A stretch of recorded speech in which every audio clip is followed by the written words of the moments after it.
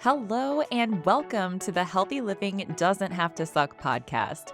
My name is Melissa Allen, and I'm a double board certified lifestyle medicine coach who's dedicated to helping people drop the struggle around creating a healthy lifestyle that lasts. Join me for solo episodes and casual conversations with guest experts in the industry to discuss creating mindset and behavior changes that help you say hello to healthy living made easy, enjoyable, and empowering.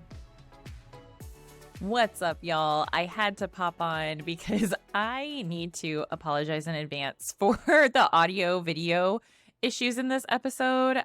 My technology was just not cooperating that day. So if you're watching the YouTube video, you'll see I am all sorts of out of whack and out of sync with my audio. And then at some point, my camera just decides to stop functioning altogether. We do what we can, right? This is all about progress, and I hope you never expect perfection from me because it's just not going to happen. If I tried to do everything perfectly, none of these episodes would ever make it. So, that being said, thank you in advance for your patience and understanding with that. Yeah, and I'm excited to have Brittany on the podcast because this week is actually National Clean Week. So it's the last week of, oh my gosh, I almost said October. Whoa, I don't know where that came from. At the time of recording this, it's the last week of March. Spring has sprung. And so with the theme of spring cleaning, we are focusing on non-toxic living in this episode.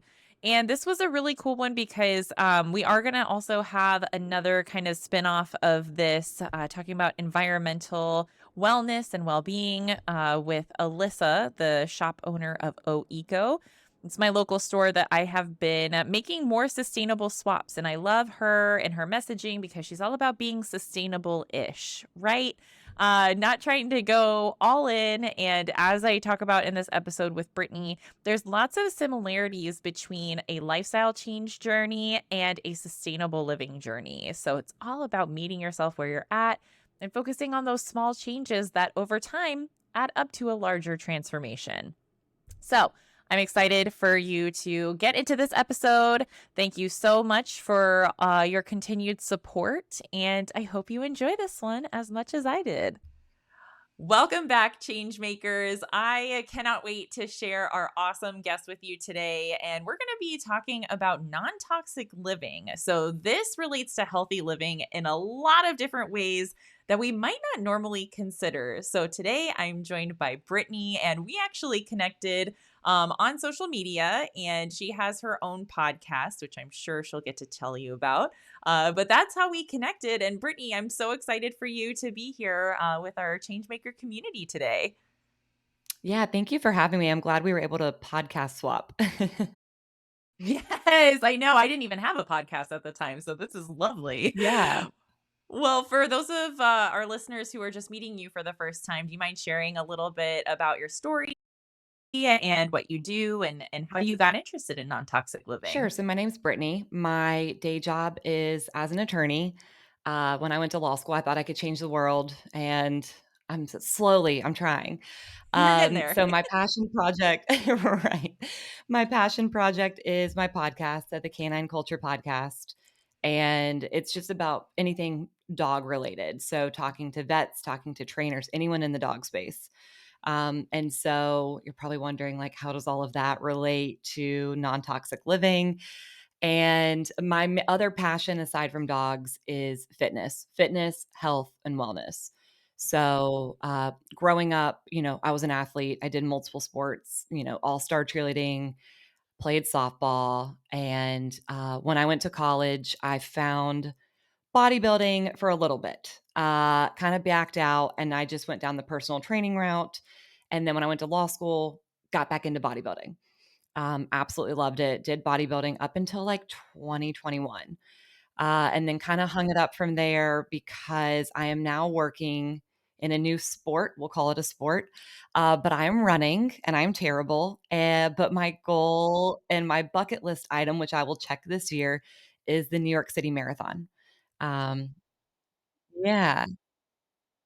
Yeah, so that's what I will be doing in November of 2024, and it is terrifying, it is difficult, it's a brand new challenge, so it's fun, it's just really hard, and especially as you get older. So kind of with all of this, so non-toxic living has kinda come up because I do have several autoimmune diseases, and some chronic illnesses. So I have Crohn's, I have lupus, I have POTS, and I have a hypermobility disorder. It is the perfect storm for anything setting me off, and I had seen more and more people on social media, whether it be TikTok or Instagram, kinda talking about all of the different toxins. And I'm like, "Nah, that's probably means nothing." Like, it sounds ridiculous, like half the stuff you hear on social media. But then I started to look into it, how a lot of our products we put on our body, products we consume, products we clean our house with, that is all so burdensome on our systems. They're endocrine disruptors. They can cause headaches. They can cause fertility issues. Many of these products can cause cancer. They can, exacerbate different issues you're having if you have autoimmune issues, whether it be inflammation or, gosh, the spectrum of issues. So, anyone that knew me a few years ago probably knows I kept Bath& and Body Works in business. I know, and, like, their products smell so good, they smell Me so too. good, they make your house smell great, but Mhm. I really realized, like, okay, I'm probably over-consuming fragrance, and started to look into just fragrance on its own, and that led me down this non-toxic path. And so we can kind of dive into that and like what that looked like for me. And I know it can be scary. And even a lot of people are like, this sounds ridiculous. But I think even taking little changes, kind of like with fitness, some people are like, well, I don't want to be a bodybuilder or I don't want to run a marathon. Okay, well, maybe working out 2 or 3 times a week could benefit you, mentally and physically. Same thing with going on the non-toxic journey. So, excited to kind of chat about it. So I was wondering, like, when our listeners are tuning into this episode, what are some of the things that you would love for them to know about non-toxic living? I think the very first thing to think about is this is not all or nothing.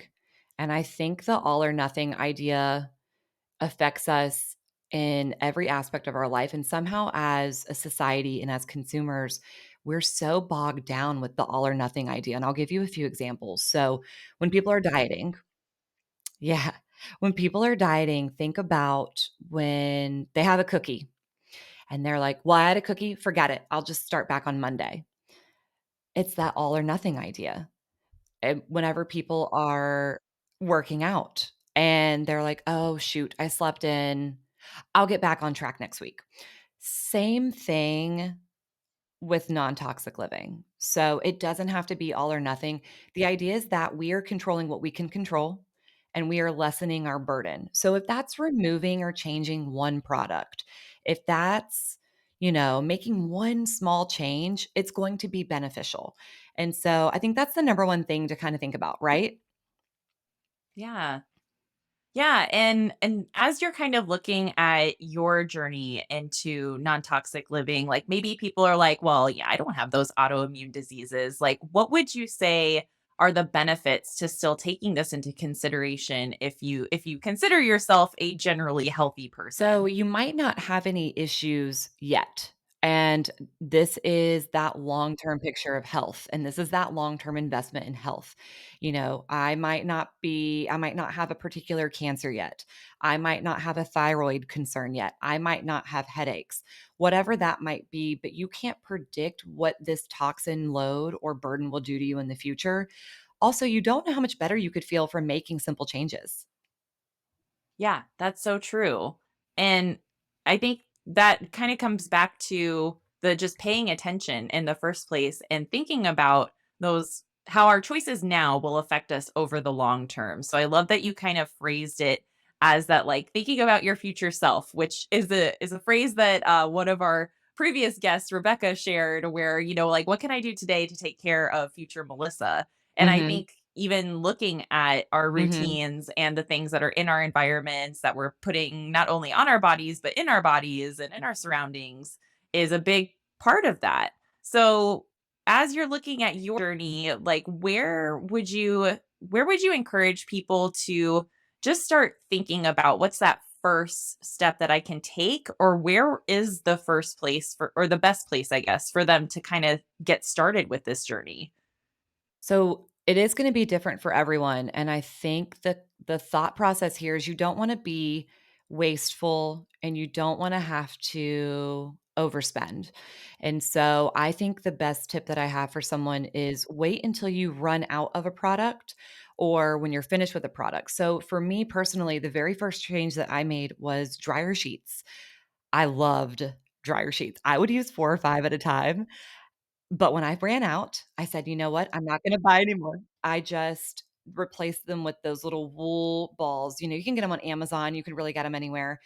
You can put different essential oils on them if you want. You do need to be careful with, like, the supplier of the essential oils, if you have pets, but that was the first change I made. So I didn't throw anything away, and that was such an easy change. And after that, the next product I ran out of was deodorant. And so I said, well, I know that most deodorants are full of so many chemicals. You're putting it so close to some of your biggest lymph areas, some of your biggest areas where you could absorb.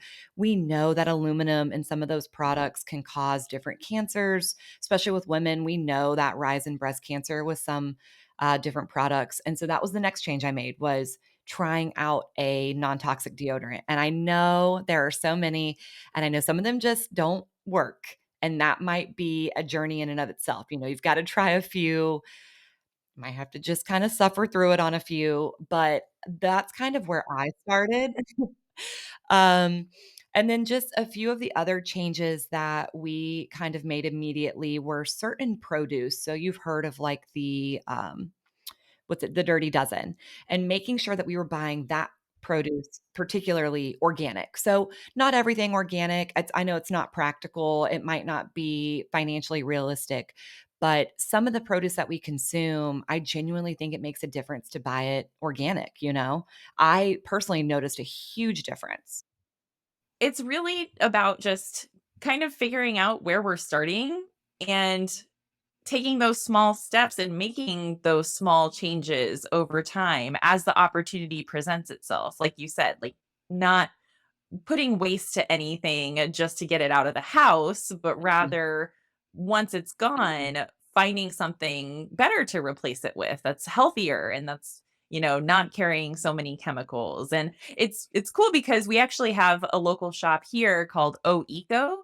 Mhm. Shout out to Alyssa. She's going to be on the podcast Mhm. in the future.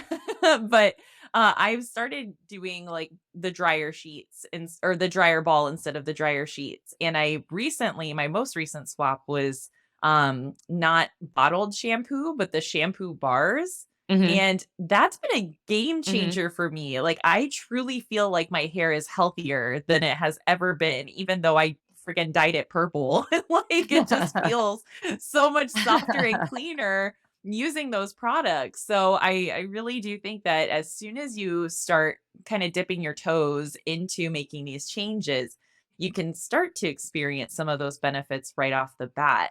But for people who are maybe missing out on that instant gratification, what would you say are some of the biggest motivating factors for people to really get into adopting these healthier products into their lives? So, depending on your motivation in and of itself, so maybe you don't sleep well. And what you might not know is some of these products could be affecting your sleep, your your ability to fall asleep, your ability to stay asleep. So, think about different parts in your life that you're like, okay, this could be more optimal. And there is a good chance that this could be the motivator for you to make the change. Another one that I can think of is like we're always trying new lotions. We always want the newest lotion, especially in Florida, to like keep our skin soft, to keep it hydrated. Something for that is changing to like a coconut oil. It's inexpensive, it's multi use, and it smells great. I mean, so depending on what motivates you as a person. So maybe you're someone that has pets, a lot of these products are very toxic to our pets, especially what we clean with. So, like for us, we actually switched to Blue Land. Not sponsored. I would love to be sponsored, but I'm not sponsored. Right, can we just tag them on this? But, like, just swapping those products so you have that peace of mind with your pets. Your pets are not ingesting them. There a few years ago, there was an issue, and I won't say the brand name because a lot of us were using it, but it's to clean your floor. There were a number of dogs across the United States that maybe they dropped some water on the floor when they were drinking, they licked it up, they dropped their food, they licked the floor. A handful of dogs died, and they were able to tie it back to this one product that we still, not me personally, but so many people still use. And so if your pets are one of your motivators, if you love your pets, that might be an incentive, a way to incentivize you changing. Yeah, absolutely. Because then it's not just your health that you could be saving, but also your pet's health and increasing their longevity and possibly avoiding any potential emergencies, which we all want. Right, right. Yeah, and I think another big one to incentivize people is if you love the environment or if you're trying to reduce your footprint overall, a lot of the products that are non-toxic, they'll come in some better packaging that's maybe recyclable or reusable. I don't want to harp on Blue Land too much. There's other providers, but what they do with their products is you kind of get just one bottle and then you can have your refills just sent to you and you just drop a tablet in. So I've got like the multi-surface cleaner, the glass cleaner, the bathroom cleaner, their laundry detergent, but all these different products that just come in a little tablet and you already have the canister or the bottle to fill it with. So I am reducing my single use plastic use, which is great because we know how much plastic we consume in the United States. And so even just cutting back on that is beneficial to the environment and you're leaving a better world for your children, your grandchildren, for generations to come. Yeah, absolutely. And there was something as you're talking about the products, there was a phrase that you mentioned to me before we started recording that I definitely wanted to make sure we addressed on here. That was greenwashing. So, can you share with us a little bit about what that means and how we can spot it? Yeah, so one of the things that we're seeing with a lot of products, and a lot of them maybe started as like a smaller company, or I'll say traditionally they were a smaller company that got kind of bought out by one of the bigger companies, but they are greenwashed and they're brands that are owned by major companies. These major companies have maybe changed the formula and they have added toxins back in. So maybe they changed the original formula. And the appearance of these products will be, maybe they'll have like green leaves on them or safe for the environment, or they appear to be healthy products. And we see this with food too. You see this with diet culture, like foods that are labeled diet food and they're not diet food. I mean, what is diet food? But we won't get into that. But for greenwashing, it's just looking at those. Yeah, looking at those labels, and there's different ways to kind of go about this. So you don't have to know every chemical. You don't have to be a chemist over here, but there's different apps you can use if you want to like scan products to see how good they are. If you're reading a label and it's got 30 different ingredients, you probably are going to know, like, okay, this probably isn't the cleanest product. Or if there's a number of words in there that you don't recognize or that you can't pronounce, that could be a big green flag as well. Or, sorry, a red flag. So I don't want to call anyone out in particular, but you would be surprised at some of the products that maybe 5 years ago were truly non toxic. And now that they've been bought out by these major companies that own, a majority of the products that we buy, they are no longer really non-toxic. But with that being said, I think that there is a spectrum or a continuum, if you will. And a product doesn't have to be labeled bad and good. Same as food. A lot of this we can correlate with food, but we can maybe make a better choice. So we're like, well, I really don't want to switch to this very expensive product, but maybe there's a middle ground. Maybe you're cutting out a few of those toxic ingredients in order to kind of be in the middle. You know, it's not the best, but it's kind of that mid range. And I think that that's kind of a sweet spot that people can work toward because, again, we're not working towards perfection.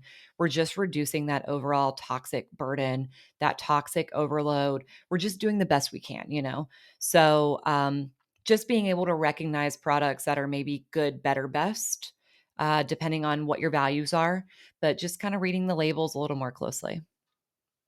Yeah, I love that. And it kind of you started tagging into what I call like our engage section, which is like where can people get started making some of these positive changes that we're talking about? And I know you're mentioning reading the labels. There's also apps that are available. But do you have any particular resources that you found extremely helpful in your journey towards more non-toxic living? So there is someone on Instagram. I do not know her. She doesn't follow me. I think her account is too big to follow me.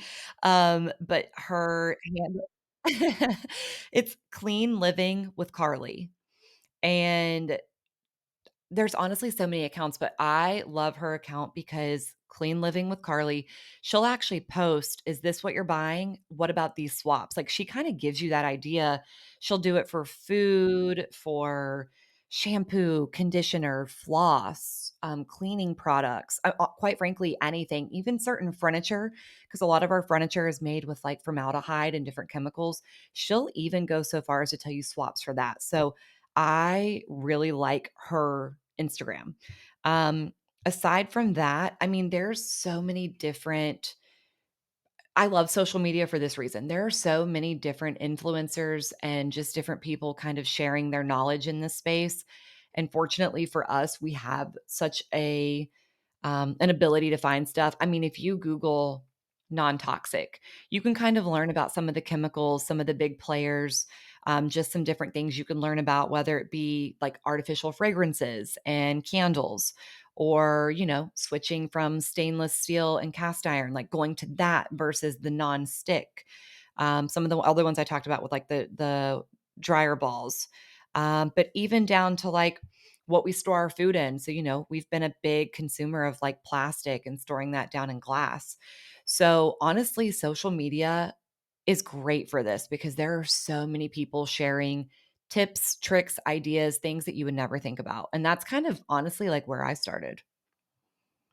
That's awesome. And yes, there are definitely some very creative people on the internet, and there's lots of knowledge sharing that happens now. And if you find yourself on those sides of social media, there are a lot of things that you can take away and learn from it instead of just maybe some of the mindless doom scrolling that we often engage in. Don't get me Mhm. started on my Mhm. FYP with Taylor Swift's Eras tour. So excited. Can't wait for that to come to Disney Plus. But that's my little nerd out moment for a second. But to your point, social media can be a great tool when we're using it, intentionally. So I Right, love that that right. was a place for you to get started. And yeah, thank you for sharing that account. Definitely have to go hit that one up for sure. Yeah, absolutely. Awesome. Well, this has already been such a valuable conversation, and there's so many takeaways already. But I love asking my guests, and you've already touched on the messaging throughout this interview, but I got to ask it anyway. So, when you're thinking about healthy living doesn't have to suck, how do you bring that into your own life or into what you do every day? So for me, healthy living doesn't have to suck. And what I take that to mean on a day to day is I can still enjoy life. I can still enjoy the different products I want. I can still have fun. And I can do all of this preparing for my future self, taking care of my future self, setting myself up for success. So I'm going to have fun today, but I'm also going to have fun 10 years from now, 20 years from now. And so, in order to do that, I have to live the healthiest life that I can. And, again, it's not perfect. I never strive for perfection, just always to kind of be growing, to always be learning. Anywhere where we can improve with respect to health, whatever that might be, because there's so many sectors of it. But you're setting your future self up for success, and it doesn't have to suck. I love that. Yes, you can still live your life and enjoy it while making those positive changes. Oh, I Mhm. love that so much. And where are listeners going to be able to connect with you? So my personal Instagram is Britt England England Snell Snell. It is a very long handle. It is my maiden name and married name. Should have thought that through. And my TikTok is BritSFL. So Brit SFL. And I'm trying to grow my TikTok. If you want to follow me, I love to post anything about health, wellness, especially running right now. I know. And also travel and my dogs. Awesome. Amazing. And then, of course, your podcast is Canine Culture Podcast with the little underscores between each word, right? Yeah, and Canine Culture Podcast is on Apple, Spotify, Stitcher, Instagram, TikTok, YouTube, LinkedIn. I mean, hey, we're doing it all. So you could find us anywhere. Yes, being all the places all the time. I Mhm. love it. Well, Yeah. Brittany, thank you so much for sharing your time with us and your knowledge about non toxic living. I can't wait to incorporate some of the tips that you shared with us already today. So, thank you so much for being here and spending this time on Healthy Living Doesn't Have to Yeah, Suck. thank you so much for having me. I appreciate it. Awesome. All right, change makers. Until next week, keep it real, stay positive, and go kick some ass with your goals. As always, thanks so much for listening, Changemakers. And if you can please remember to head to your favorite podcast platform and subscribe, rate, and review. It will help this podcast reach other changemakers so they can start listening and tuning in each week. As a quick, friendly reminder, the information in these podcasts are always strictly for educational purposes only. Thanks so much for tuning in, and I'll catch you next time.